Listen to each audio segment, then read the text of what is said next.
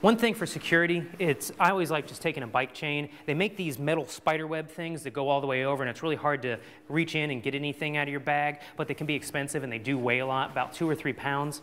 These are great, just so if you're sleeping on the train, you can lock this to the luggage rack, or you can lock it to someone else's bag, so it's going to be a lot harder for someone to steal your bag. Or if you're leaving it in a storage room at a hostel or something, you can lock it to a table, a pipe, or someone else's bag. Put that in the side there. Another great purchase is a packable wind and rain resistant jacket. It's good to have a rain jacket of some type, and this one, it's easy to put in your day pack when you're going out for the day. It's probably one of the best purchases I bought.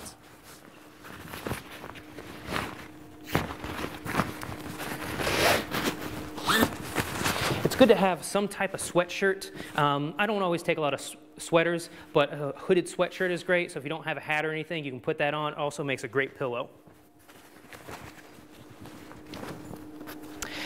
If you're putting your bag underneath the airplane, it seems like you always have so much extra strap.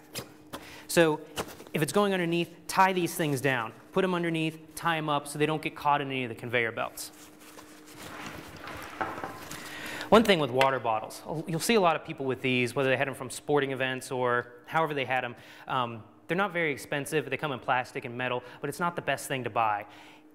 When you need the space, it's a lot easier if you just buy a bottle of water to recycle this, then you don't want to throw away something that you spent money on. So leave that at home and just buy some water. Stick it in the side where it's easy to get to.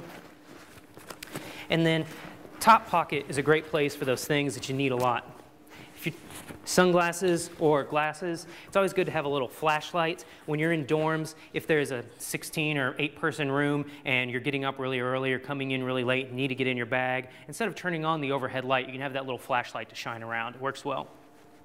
Make sure you always have your camera, extra battery, or extra memory card. A lot of internet cafes have places where you can dump all your card or all your memory onto a CD and buy the CD from them so you can free up some space. Always have a bag for it, or a case. Put that in on top.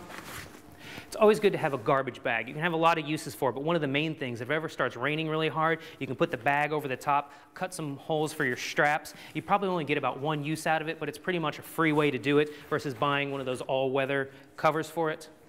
And then you can always check your hostel once you get your 1 use out of it, see if they have an extra garbage bag at the hostel. If you have trouble sleeping when it's light outside, take a sleeping mask.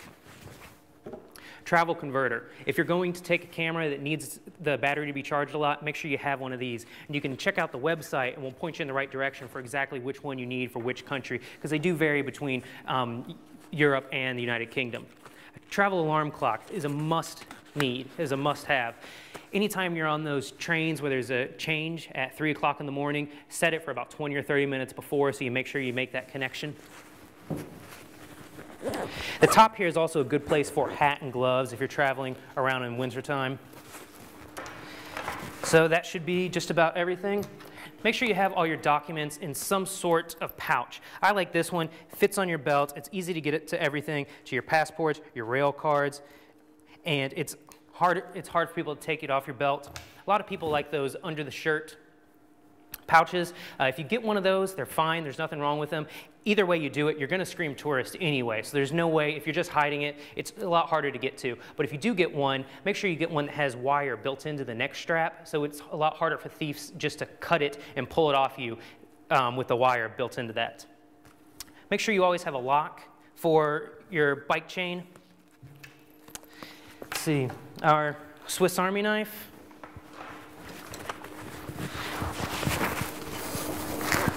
And we should be ready to go.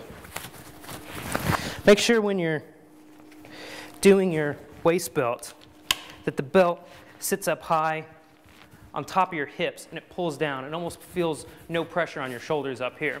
So once you've got your ID, your money, your passport, your rail card, grab that bottle of red wine and I'll see you on the train.